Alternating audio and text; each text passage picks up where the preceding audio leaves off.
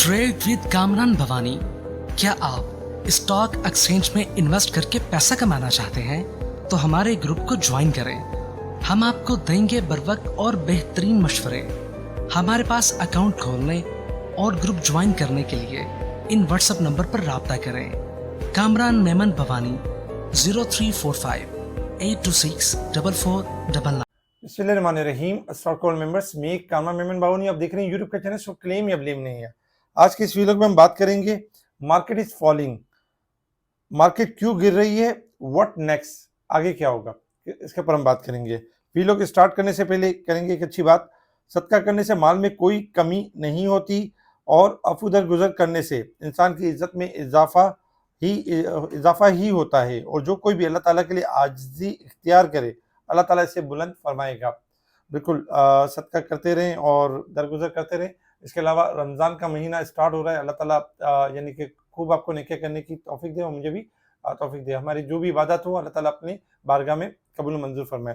तो मेरी तरफ से आपको एडवांस में रमज़ान मुबारक। अच्छा, बात करते हैं मार्केट के हवाले से। मार्केट आज स्टार्ट रही, पॉजिटिव स्टार्ट रही और मार्केट में हमने देखा कि 481 पॉइंट प्लस तक चली गई मार्केट एक टाइम में। 1,14,265 मार्केट ने हाई लेवल टच किया। लेकिन काफी दिनों से एक जो लेवल था 1,14,500 का लेवल, मार्केट उसको बरकरार नहीं कर पा रही थी, उसको ब्रेक नहीं कर पा रही थी, उसको सस्टेन नहीं कर पा रही थी। एक बार ब्रेक किया था लेकिन सस्टेन नहीं किया था। और फिर हमने देखा कि मार्केट के अंदर आज गिरावट रही और जैसे कल बताया गया था कि 1,13,500 और 1,13,000 सपोर्ट बन सकती है और मार्केट गिरावट की तरफ जा सकती है, क्योंकि मार्केट के अंदर आज चूंकि लास्ट डे भी था, यानी मंथ क्लोजिंग भी थी, फिर ईयर मंथ क्लोजिंग थी, रोल ओवर वीक था और इसके अलावा रिजल्ट की एक भरमार थी, क्योंकि बहुत सारे रिजल्ट थे जिनके रिजल्ट कुछ अच्छे रिजल्ट थे और कुछ बुरे रिजल्ट थे। इसी की वजह से हमारी जो मार्केट है वो गिर रही थी और मार्केट फॉलिंग कर रही थी। मार्केट गिरने की वजह ये थी। हालांकि अगर हम देखें फिलिपी डेटा में तो म्यूचुअल फंड मुसलसल 3 दिन से मुसलसल बाइंग साइड पर है, जबकि इंडिविजुअल्स थोड़े से घबरा रहे थे। और इसके अलावा बाकी अगर हम देखें तो बाकी भी इंस्टीट्यूशन सेलिंग साइड पर थे, लेकिन हमारा जो मेन इंस्टीट्यूशन था म्यूचुअल फंड वो बाइंग साइड पर था। लेकिन इसके बावजूद भी हमने देखा कि मार्केट के अंदर एक प्रेशर नजर आया और मार्केट आज भी 532 पॉइंट माइनस के साथ 1,13,251 के करीब नेगेटिव क्लोज रही। वॉल्यूम में इजाफा रहा 471 मिलियन, जो कि कल से यानी ज्यादा था, यानी थर्सडे के वॉल्यूम से ज्यादा था। थर्सडे वाले दिन 397 मिलियन के वॉल्यूम से वॉल्यूम में भी इजाफा रहा। Top volume leader, top gainers, decliner आपके सामने। अगर हम सेक्टर वाइज पोजीशन देखें तो आज कमर्शियल बैंक टॉप पे रहे 178 points, textile, transportation, chemicals, power generation positive रहे। नेगेटिव साइड पर देखें तो फर्टिलाइजर आज नेगेटिव रहा 191 point. Investment bank, oil and gas, technology, miscellaneous, food sector, refinery sectors में हमने गिरावट देखी। इसके साथ ही अगर हम कल के कुछ यानी स्टॉक्स देखें, कल स्टॉक शेयर किए गए थे जिसमें आज ट्रिपल जीएल ने बेहतरीन परफॉर्म किया। PPL, OGDC, SNGP, Meezan bank, लोड परफॉर्म करते हुए नजर आए, लेकिन प्रेमा ने परफॉर्म नहीं किया, प्रेमा में गिरावट रही। इसके अलावा कुछ इंटरनेशनल कुछ अच्छी खबरें भी आई मार्केट के दौरान, जिसमें बैनुल अक़वामी बॉन्ड्स मार्केट में पाकिस्तान की ज़र मुबदला ज़खायर कम होने के जो खदशात थे वो खत्म हो गए। जराए पाकिस्तान में बैनुल अक़वामी यानी कि बॉन्ड्स में अपना बॉन्ड्स पेश करने की काबिल हो गया और पाकिस्तान की मईशत के लिए सबसे बड़ी अच्छी खबर थी। पाकिस्तान के यूरो बॉन्ड के लिए बैनुल अक़वामी एतमाद बढ़ने लगा और साथ ही 2026 के 1,20 अरब डॉलर की यूरो बॉन्ड्स की अदायगी में रिस्क शरह 8.50% पर आ गई। देखा जाए तो ये हमारी थोड़ी बेहतरी हुई है मईशत के हवाले से, तो ये आगे चल के हमारी यानी कि स्टॉक मार्केट के लिए, हमारी मईशत के लिए बहुत अच्छी खबर है। काफ़ी सारे रिजल्ट थे जिसमें अगर हम कुछ रिजल्ट को अगर हम डिस्कस करें तो इसमें जैसे डबल जीएल का रिजल्ट था, यानी कि देखा जाए तो डबल जीएल का रिजल्ट था। इसके अलावा अगर हम देखें तो सिटी फार्मा का रिजल्ट था। सिटी फार्मा की भी ईपीएस जो रही 8 रुपये की ईपीएस रही। और इसके अलावा देखा जाए तो काफ़ी रिजल्ट नेगेटिव थे, काफ़ी रिजल्ट पॉजिटिव थे जो आपके सामने। इसके अलावा आज के दिन में अगर हम देखें तो यानी कि देखा जाए तो एयरलिंक का रिजल्ट रहा जिसमें अर्निंग 3.34 रुपये और 2.5 रुपये का कैश डिविडेंड अनाउंस किया। इसके अलावा अगर हम तीसरे नंबर पे रिजल्ट की पूरी लिस्ट देखें तो इसमें काफ़ी सारे रिजल्ट, जिसमें सरली का अनाउंसमेंट था, अर्निंग माइनस में आई। हालांकि सरली की कंपनी सेल हो रही थी, उसका जो प्रॉफिट है, उसका जो कैश है वो नेक्स्ट क्वार्टर में आएगा, लेकिन इस क्वार्टर में हमने देखा कि इस क्वार्टर में हमने लॉस देखा सरली के अंदर। जबकि फ्रोसन्स का रिजल्ट था, ऑयल एंड गैस, ओजीडीसी का रिजल्ट था।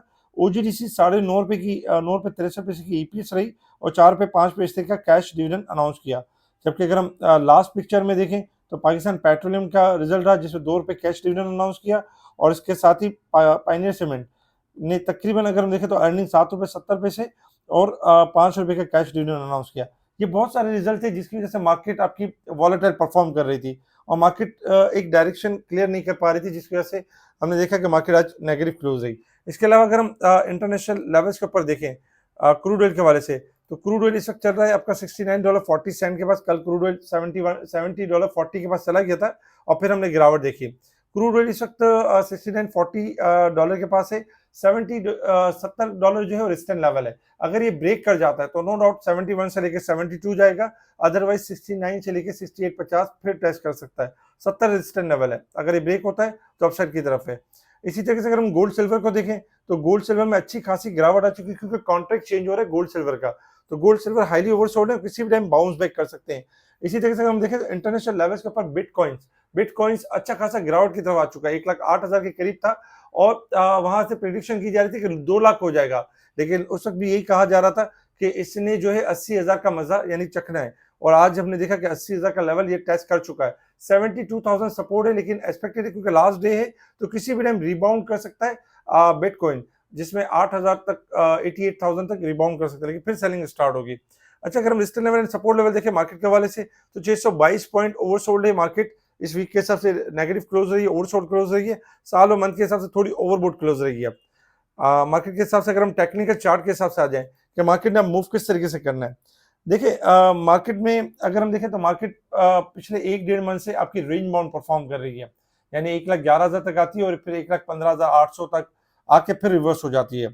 लास्ट टाइम भी हमने ये देखा था 1,15,889 का मार्केट ने हाई लेवल देखा था और उसके बाद फिर मार्केट लेवल सस्टेन नहीं कर सकी और मार्केट ने 1,15,500 ब्रेक किया, फिर 1,14,000 ब्रेक किया और आज मार्केट ने 1,13,600 का लेवल भी मार्केट ने ब्रेक किया। इस वक्त आप देख रहे होंगे ट्राइंगल मार्केट ने ब्रेक कर दिया। अब चूंकि रोल ओवर वीक था, रिजल्ट थे और बहुत सारी जैसे कि न्यूज वगैरह थी, जिसकी वजह से मार्केट वॉलेटाइल परफॉर्म कर रही थी और मार्केट ने एक ट्राइंगल यानी कि ब्रेक किया। अब नेक्स्ट जब कभी भी रोल ओवर वीक क्लोज होता है तो फौरन से मार्केट आपकी रिकवर नहीं होती, फौरन से मार्केट आपकी बाउंस बैक नहीं करती, फौरन से आपकी मार्केट में तेजी नहीं आती, क्योंकि मार्केट ओवरसोल्ड जरूर है। इस वक्त अगर हम देखें तो सपोर्ट फिर जनरेट हो रही है, 1,11,100 की सपोर्ट जनरेट हो रही है। तो जो नेक्स्ट 2 डेज होंगे इसमें फ्यूचर के अभी भी जो मामला सेटल हो रहे होंगे जैसे मंडे और ट्यूसडे वाले दिन, तो उसमें मार्केट अभी थोड़ा वॉलेटाइल रह सकती है, क्योंकि 1,11,000 सपोर्ट आ रही है मार्केट की। रेजिस्टेंस लेवल में आ रहा है 1 लाख यानी कि 13,600 का लेवल। अगर स्टार्टिंग में मार्केट 1,13,600 का लेवल ब्रेक कर जाती है तो नो डाउट फिर मार्केट वापस वंस अगेन ट्राइंगल के अंदर आ जाएगी और जो टारगेट होगा 1,14,000 से लेके 1,14,500 200 का टारगेट होगा। उसके बाद फिर दोबारा मार्केट रैली की तरफ होगी, मार्केट रिकवरी की तरफ होगी। लॉन्ग ग्राफ के हिसाब से अगर हम देखें तो मार्केट ने जो पिछले वीक के अंदर 1,12,000 का लेवल ब्रेक किया था, वहां से बताया गया था कि मार्केट बाउंस बैक कर जाएगी, मार्केट ने बाउंस बैक भी किया था। 1,15,889 का बाउंस बैक किया था, लेकिन मार्केट ने क्लोजिंग नहीं दी। लेकिन अभी भी अगर हम लॉन्ग ग्राफ के हिसाब से देखें तो मार्केट 1,12,000 से ऊपर है, ठीक है, 1,13,200 की तरफ मार्केट ट्रेड कर रही है, 250 की तरफ है। तो इस हिसाब से मार्केट में अभी भी जगह यही बनती है, जब तक 1,12,000 बरकरार है मार्केट में तेजी का ट्रेंड यानी कि जो लॉन्ग तेजी का ट्रेंड है वो खत्म नहीं हुआ है, उसके हिसाब से मार्केट वॉलेटाइल परफॉर्म कर सकती है। शॉर्ट ग्राफ के हिसाब से मार्केट थोड़ा सा आपकी गिरावट की तरफ जाएगी और फिर लोअर साइड से रिबाउंड होने की पूरी कोशिश करेगी, क्योंकि अगर मुसलसल देखें तो 2-3 दिन से मार्केट ने अपने आप को अच्छा खासा करेक्ट कर लिया। तो स्ट्रेटेजी ये होनी चाहिए, जैसे कि मार्केट अभी चल रही है वॉलेटाइल चल रही है और 13,600 जैसे कि रेजिस्टेंस लेवल आ चुका है, तो इसमें ये करना चाहिए कि कोशिश ये करें कि जो स्टॉक आपका नफे में हो उसको सेल करें, उसको दोबारा डिप पे रीबाई कर लें, तो इससे ये होगा कि आपकी कॉस्टिंग कम होती रहेगी। अदरवाइज जो कॉस्ट के करीब है, जो प्राइस के करीब है, उसको भी थोड़ा सेल कर सकते हैं, उसको यानी डिप पे दोबारा रीबाई कर सकते हैं। मार्केट में अगर हम देखें तो 1,11,000 यानी 1,11,157 सपोर्ट हो, इंशाल्लाह एक्सपेक्टेड ये कि मार्केट इस लेवल के पास आने के बाद यानी कि बाउंस बैक कर सकती है, रिकवरी की तरफ जा सकती है। तो कोशिश ये करें कि ऐसी सिचुएशन में प्रेशर या पैनिक में ना, मार्केट काफी दिनों से एक रेंज बाउंड परफॉर्म कर रही है और मार्च के मंथ में ये एक्सपेक्टेड है कि मार्केट जैसे अपना लेवल 1,14,000 का लेवल बरकरार कर लेती है तो मार्केट ना सिर्फ रैली करेगी, मार्केट बाउंस बैक भी करेगी और एक अच्छी रैली की तरफ जा सकती है, क्योंकि इस मार्च के मंथ के अंदर यानी कि जो सर्कुलर डेट से रिलेटेड जो स्टॉक्स हैं, ओजीडीसी, पीपीएल, पीएसओ, एसएनजीपी हो गया, आपका बहुत जो स्टॉक्स हैं उनके अंदर कोई अच्छी रैली भी बन सकती है। इसी तरीके से हम देखें तो आज भी ओजीडीसी बड़ा मजबूत था, पीपीएल मजबूत था, डीजी का मैपलिफ को हमने मजबूत देखा, पायनियर सीमेंट का बहुत अच्छा रिजल्ट था, सीमेंट की एक अच्छी रैली बाकी है। इस तरीके से बहुत सारी चीजें बाकी, तो इंशाल्लाह एक्सपेक्टेड है कि मार्च के मंथ में बेहतर रैली और बेहतर चीजें मिल सकती है। लेकिन चूंकि स्टार्टिंग होगा, रमजान का मंथ होगा, तो शुरुआत के 1-2 दिन मार्केट डल भी रह सकती है। ऐसी ही सिचुएशन में हमने अपने जज्बात पे काबू पाना है हमने पैनिक के प्रेशर में नहीं आना है। हो सकता है कि मंडे वाले दिन मार्केट परफॉर्म ना करे, स्लो परफॉर्म कर रही हो, एक्टिविटी बहुत स्लो हो, आपको ऐसा लगे कि आपको वैसे एक तो रोजे की वजह से नींद आ रही होगी,